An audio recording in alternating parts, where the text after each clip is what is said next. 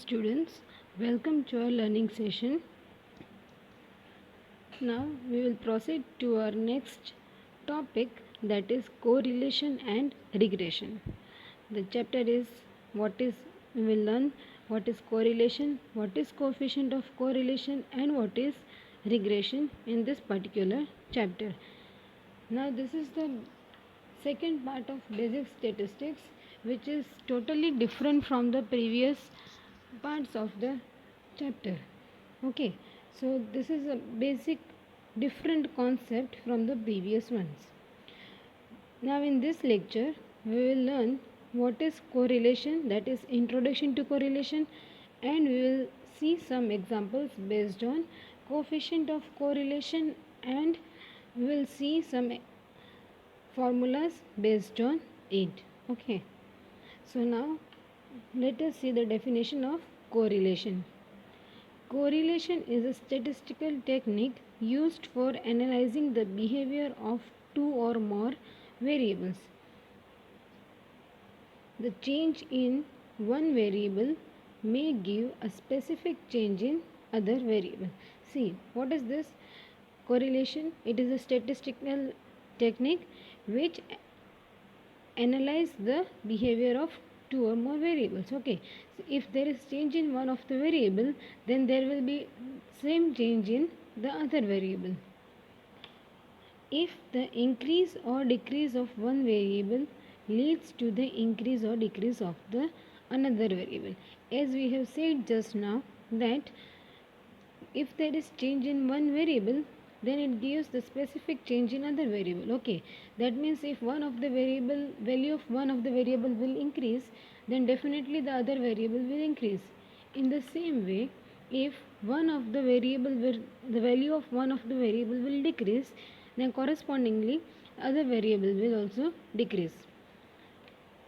If this change happens, then the correlation is said to be positive. Okay, now next, if the increase or decrease of one of the variable leads to decrease or increase in the another variable, then the correlation is said to be negative. See, if one variable, first variable increases and the other variable decreases, or if the first variable decreases and the other variable increases, that means if there is opposite change. Okay, if there is opposite change, then we say that the correlation is negative.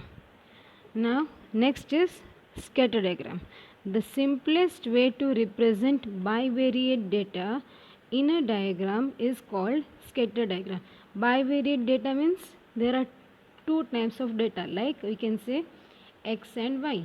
We are given x and y are two variables, so and the data given to it is said to be bivariate data.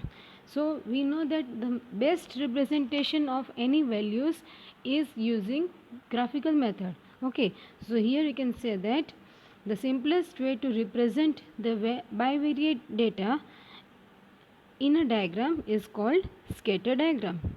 Now the word itself say that scatter means it is spread all over, right? In this diagram, plot the corresponding pairs of numerical values x and y of the two series in xy plane. See, the values of x and y are given. We can plot it in easily 2D way, like in x and y axis. This scatter diagram is also known as dot diagram. Remember this for MCQ. Scatter diagram is also known as dot diagram. Now see here,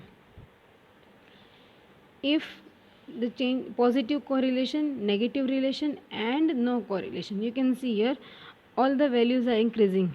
X values are increasing over here, and also y values are increasing. That means the graph is in this way. Then we say that it is positive correlation. Here you can see it is negative correlation. See, values of x is increasing, but value of y is decreasing, right? So we can say that this is negative correlation. And here there is no correlation, there is no specific pattern observed here in the third portion, so we say that there is no correlation. The same thing is written below. If the line is goes in upward direction, that is from left to right, we can see here it is going from left to right, then it shows positive correlation. And if the line goes downward, that is from that, it will show negative correlation. And if the points are scattered, or you can say spreaded widely, then it shows the absence of correlation. Okay, so what we have learned just now, we have seen what is correlation. Okay, how can we represent it in the diagram that is known as scatter diagram or dot diagram, and we have learned what is positive, negative and no correlation, right? Now we'll move towards the formula. Karl Pearson's coefficient of correlation. Karl Pearson is a name of a mathematician, you can say. Okay, and the person found the formula for the coefficient of correlation for bivariate distribution. That means when the values of x and y are given to us, the coefficient of correlation is denoted by r of xy, r, and down we will write xy, and it is defined as rxy equal to covariance xy. Okay, we know what is covariance now. Sigma x and sigma y.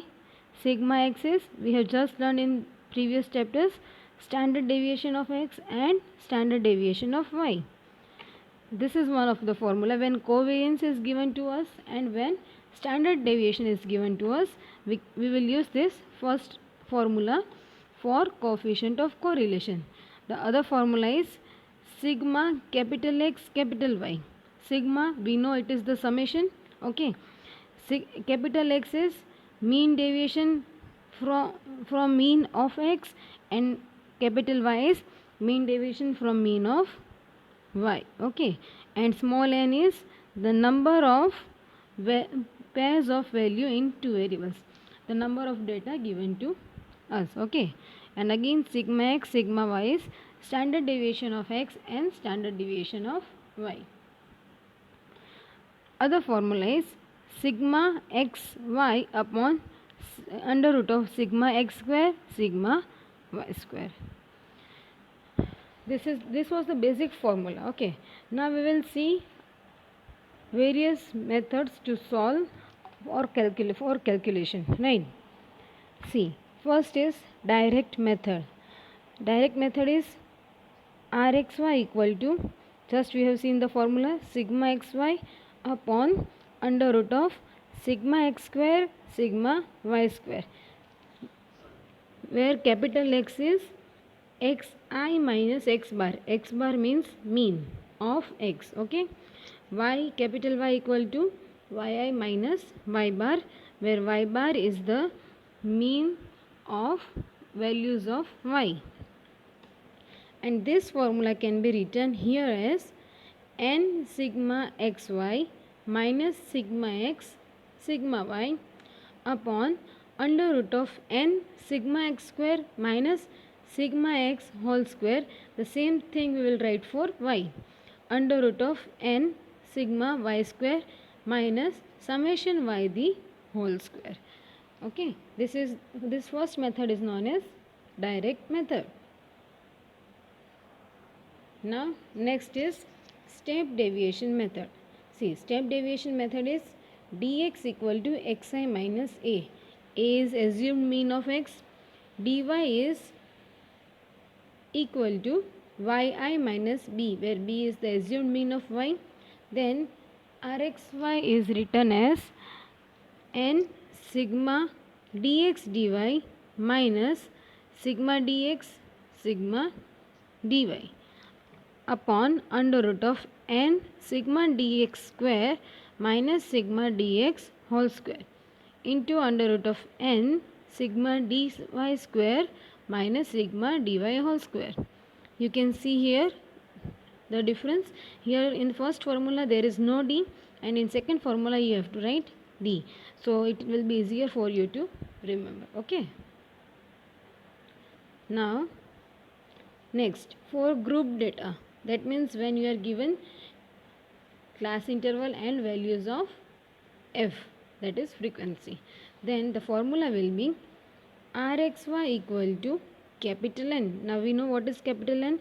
Capital N is summation of fi into sigma fi dx dy minus sigma fi dx sigma fi dy upon under root of capital N, that is sigma fi, total of fi, right, into sigma fi dx square minus sigma fi dx the whole square into under root of capital N sigma fi dy square minus summation of fi dy whole square. You can remember this formula very easily. Now let us move towards the examples and we'll see where to use which formula. Now see, the question is, first example, find the coefficient of correlation between the weight of father and the son from the following data. You have to use coefficient of correlation to find the weight of father and the weight of son. See, first you are given is weight of father. What is the weight of father given to us? 55, 56 up to corresponding 61 up to so on. Okay. And weight of son is 57, 56, 59 dot up to 59. Now let us say that this we consider it as x and the weight of son we consider it y. So first what we'll do is, first we'll find the mean. Okay, how to find the mean? We will add all the values of x this and we'll divide by the total number of observations. How many observations are given to us? 7 observations are given to us. Okay, so on adding this terms and dividing by 7 you get 58, which is the mean of x. In the same way we will calculate y bar. If this is our y, okay, we'll add all these values and divide by 7, you get y bar as 59. Now first we will create a table. Okay, which formula we will use here? We can use here the first formula, that is r of sigma x y upon under root of sigma x square sigma y square. But we know that capital X is what? Xi minus x bar, and capital Y is what? Yi minus y bar, right? So first we have written all the values of x and all the values of y over here. So now capital X is what? Xi minus x bar. X bar is 58. Same way. Okay, now first let me say you xi is 55. 55 minus 58, that is minus 3. 56 minus 58 minus 2. 57 minus 58, that is minus 1. So on, we'll calculate all the values. Okay, now next is capital Y. Again we'll calculate yi minus y bar. Y bar we have calculated 59. So we'll start subtracting the values. 57 minus 59, that is minus 2. 56 minus 59, that is minus 3. 59 minus 59, that is 0. So on, we will calculate all the values over here. Now next, we have got our capital X and capital Y. Now what we will do is, we need here xy. So we will multiply capital X and capital Y. Minus 3 into minus 2, 6. Minus 3 into minus 2, 6. Minus 1 into 0, 0. 0 into 3, 0. 1 into 1, 1. So on, we will calculate for all the values. And we will do the sum of xy, that is 15. Now next, we need here capital X square. So we will do the square of all the values of capital X. Minus 3 square is 9. Minus 2 square is 4. Minus 1 square is 1. So on, we will find all the square of the values of x. And we will do the total of all this value and you get as 28. In the same way, we will do for y. Okay. Minus 2 square, that is 4. Minus 3 square 9. 0 square 0. 3 square 9. We'll do this for all the values of y and we'll find the total of y, that is 24. Now we'll substitute these values over here. No need of these values. Okay, so xy is 15, so we'll put here xy as 15. Under root of capital X square is 28, so this will be under root of 28. Capital Y square total is 24, so here we have substituted 24. Okay, now on calculating these values you get your answer as 0.578. so the coefficient of correlation between the weight of the son and father is 0.578. Okay, so here we have used our first formula, that is direct method. Now let us move towards the next example. Find the coefficient of correlation of price and demand of the commodity. Here see, what you have to find? You have to find the coefficient of correlation between the price and demand. Okay, you are given here price, that is the values of x, and you are given here demand, that is y, the values of y. Now first what you will do is you will calculate x bar and y bar. Now x bar and y bar means you have to calculate the mean of x and y. So first we will find the mean of x. We'll add all these values and we'll divide by the total number of observations. You get your x bar as 8080. Okay, in the same way we will find the mean of y, that is we will add all these values of y and divide by total number of observations. You get your y bar as 24. Okay, so x bar is 80, y bar is 24. Now again here we will use the same formula. First we will write all the values of x and all the values of y over here.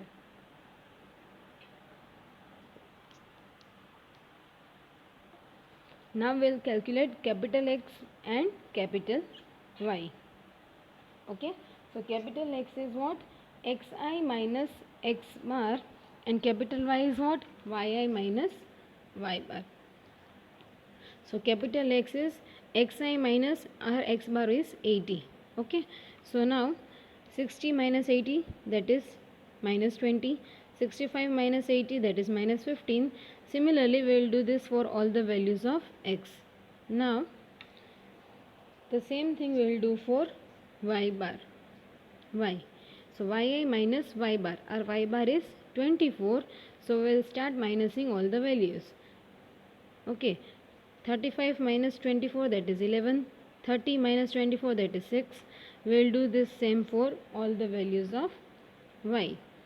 Next what we need is xy, capital XY. We will start multiplying capital X and capital Y.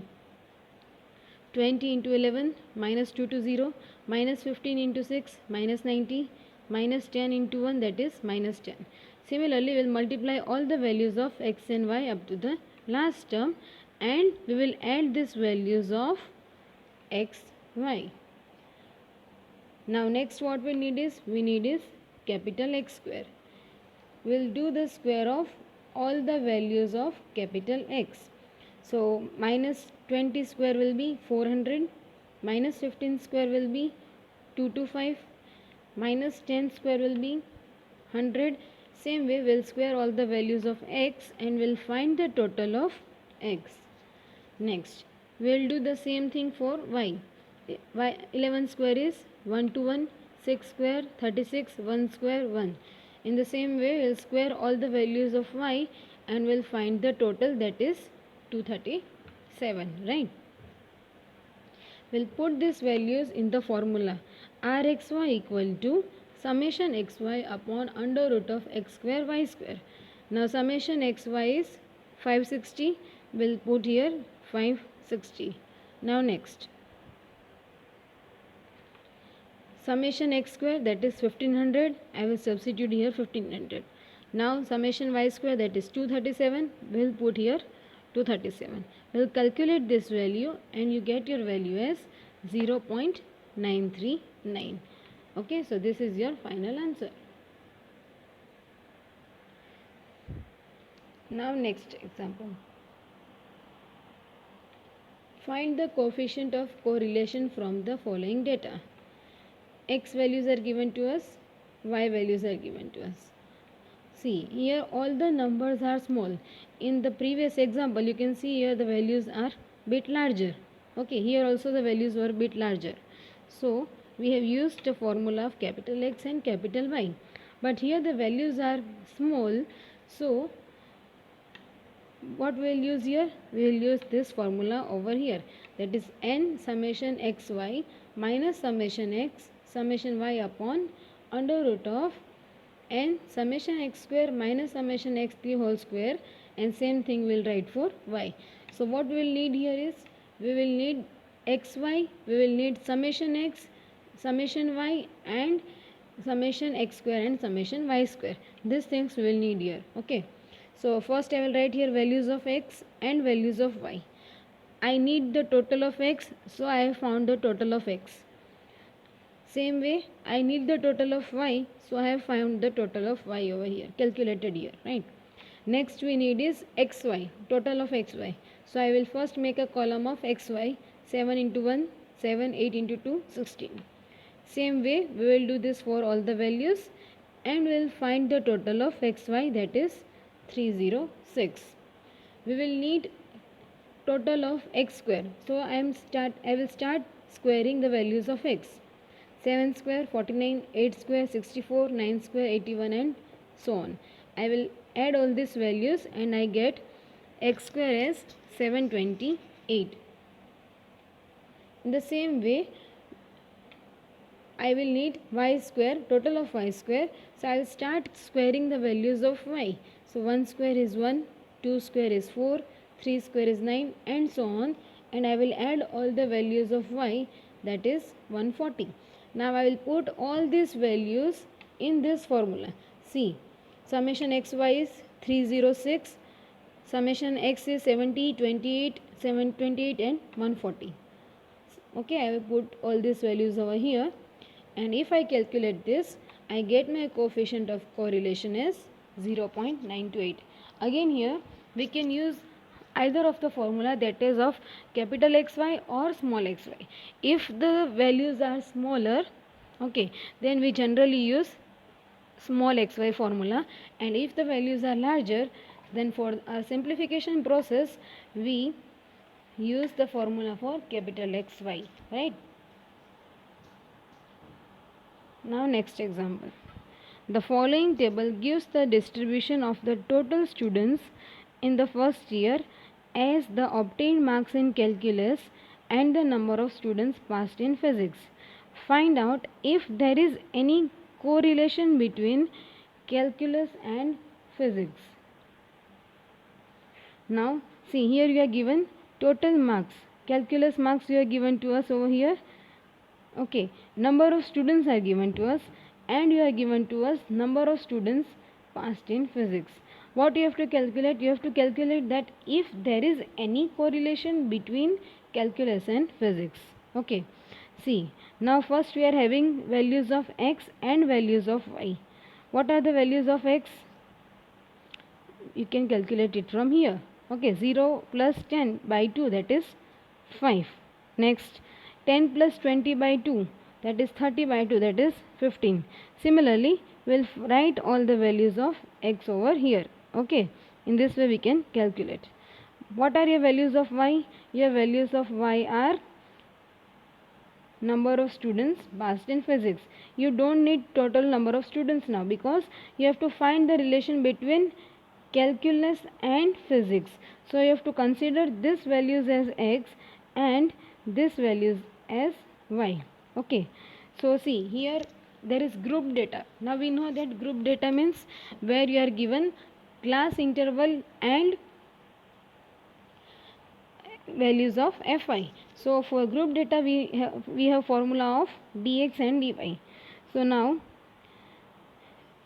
dx is what? Xi minus a. We know that dx is what? Xi minus a, and dy is what? Yi minus b. Okay, this is A and B are assumed mean. You can say we can take the middle of x. Here middle of x is 35. Okay, so we have taken as A. I will minus each term from this.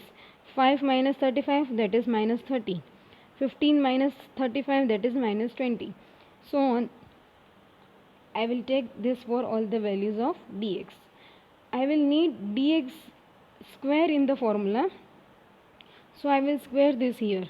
Minus 30 square 900, minus 20 square 400, minus 10 square 100, and so on for all the values of x. I will need the summation of dx here, summation of dx square here, right? So I have done the total of all these values. Now values of y are given. Here I am taking the middle term as 80, so this will be our b. So dy is what? Yi minus b. I will start subtracting these values. 40 minus 80 minus 40, 15 minus 80 minus 65. The same thing I will do all the values of x, and I will find the total of dy. Sorry, I will do this for all the values of y, and I will do the total of dy, right? I will need dy square, so I will start squaring all these values and I will write over here, and I will do again the total of it.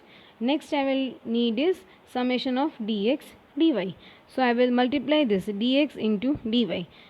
Minus 30 into minus 40, 1200, minus 20 into minus 65, that is 1300, and so on. Okay, and I will do the total over here. Now next, here there are 7 observations, so n will be equal to 7. I will put all the values over here in this formula. Okay, n equal to 7 since there are 7 observations. On doing the calculation, I get my value as negative 0.263. Now negative 0.263 means what? They are negatively correlated. When the value is negative, you can say that this both are negatively correlated. Let us check one more example. Find Karl-Pearson's coefficient. You have to find the Karl-Pearson's coefficient, and you are given this sum of these values. Okay, sigma x, sigma y, x minus 10 whole square, y minus 15 whole square, x minus 10, y minus 15 equal to 60, and n equal to 10. Now see, if we assume that, see, there are x minus 10 and y minus 15, so you can say that dx equal to xi minus a and dy equal to yi minus b. Okay, so if I assume that dx is x minus 10 and dy is y minus 15, so sigma dx will be what? Sigma x minus 10, and now sigma x minus 10 can be written as sigma x minus sigma 10. You can separate this. Now sigma x will be as it is. Sigma 10 means sum of n values, that is 10 into n. Now we have sigma x as 140, so here 140, n is 10, so I will put here 10, so 10 into 10 will be 100. Calculating this you get 40. Okay, in the same way I will do this for y. So dy equal to sigma dy equal to sigma x minus 15. Again I can separate this, sigma x minus sigma 15. Now sigma x will be as it is. Sigma 15 can be written as 15 into n, and sigma 15 is, sorry, sigma x is sigma y. Here it will be y minus 15. Same way here y minus 15, and here y minus 15. So sigma y is what? 150, that is given to us, and 15 into n, that is n is 10, so 15 into 10, that is 150. This will be 0. So we can say here that sigma d square is 180, sigma dy square is 215, and sigma dx dy is 60. Now we have all the values over here, so we will simply substitute in this formula, and you get your coefficient of correlation as 0.91. So students, in this lecture we have learned how to find coefficient of correlation, and there are three formulas. One is of capital XY, one is of small xy, and the other one is for dx and dy, that is for grouped data. Thank you.